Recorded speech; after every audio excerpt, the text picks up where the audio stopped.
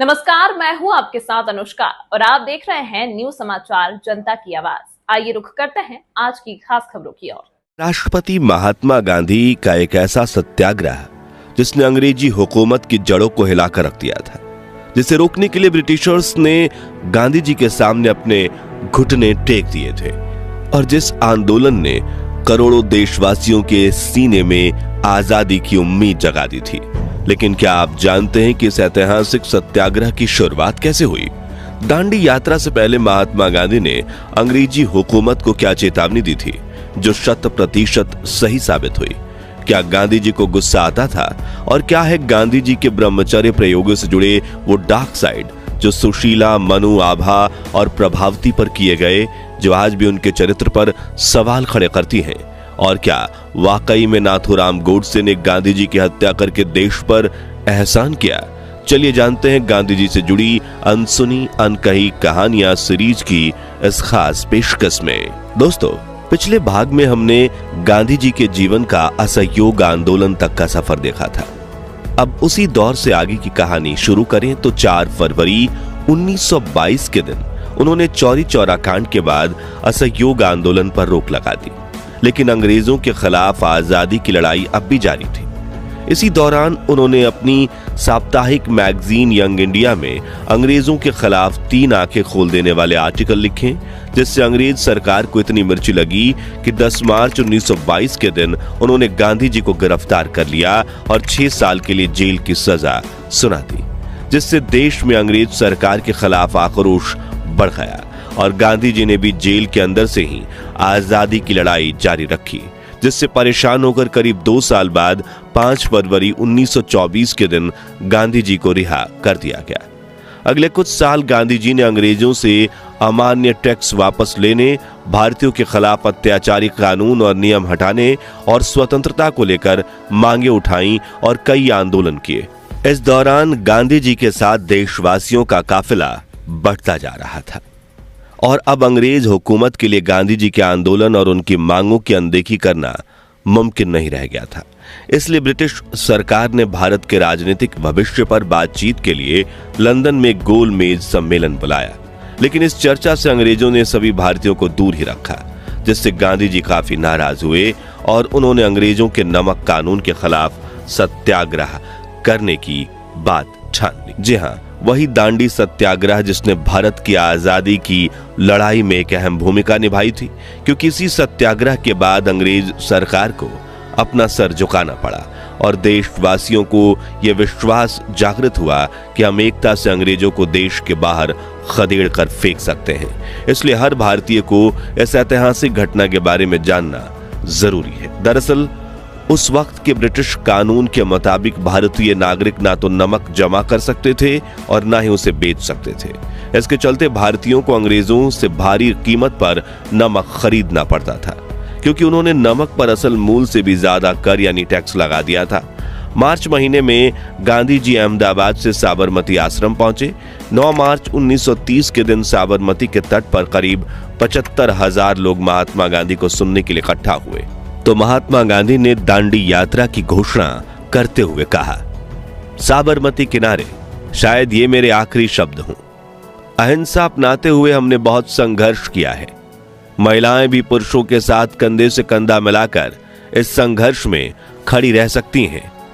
12 मार्च 1930 के दिन 61 वर्षीय महात्मा गांधी ने अपने 78 सहयोगियों के साथ साबरमती से दांडी तक यात्रा शुरू की। 387 किलोमीटर लंबी इस यात्रा में सफेद धोती और चादर पहने गांधी जी तेज रफ्तार से आगे चल रहे थे, जिनके पीछे उनके 78 सहयोगी थे, जिनमें उसका खास बैंड भी शामिल था, जो रास्ते में भजन कीर्तन करते हुए आसपास के लोगों का ध्यान आकर्षित करते थे।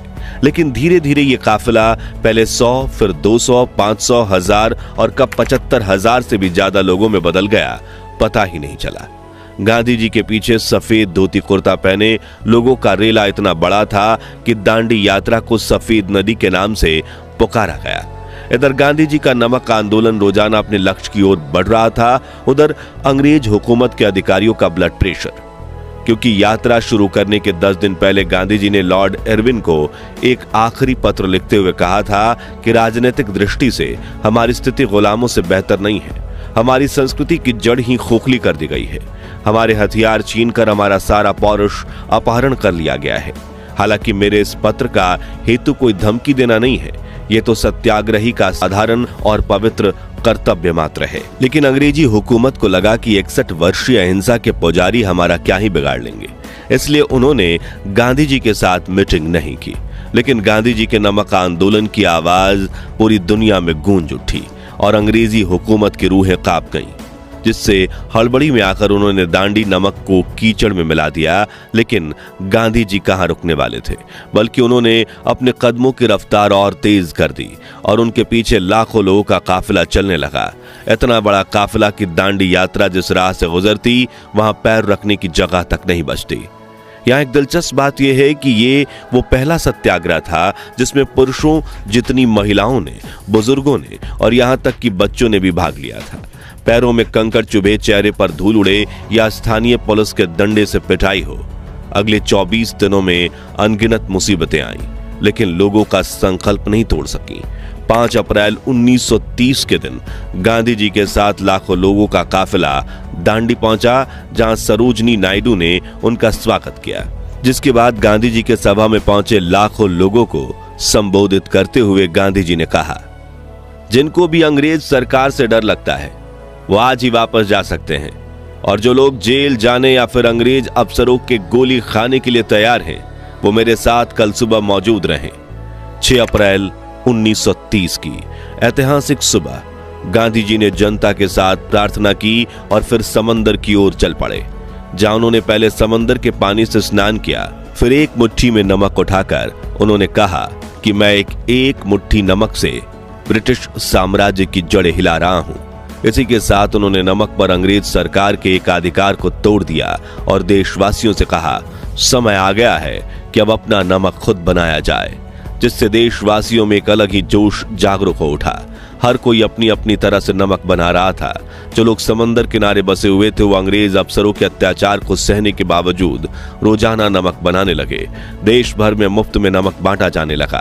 लोगों ने एक बार फिर विदेशी वस्तुओं और कपड़ों का बहिष्कार किया और अन्य लोकप्रिय कानूनों की अवहेलना की गई, जिससे अंग्रेजों की आमदनी पर इतनी गहरी चोटें आईं कि वो पूरी तरह से बौखला उठे। अब उन्होंने भारतीय पर असहनीय जुर्म ढाना शुरू किया और अप्रैल महीने के अंत तक 60,000 लोगों को गिरफ्तार कर लिया गया। लेकिन इससे आंदोलन को रत्ती भर भी फर्क नहीं पड़ा। चौदेख अंग्रेज हुकूमत ने 5 मई 1930 के दिन गांधी जी को ही गिरफ्तार कर लिया, लेकिन नमक सत्याग्रह फिर भी नहीं रुका।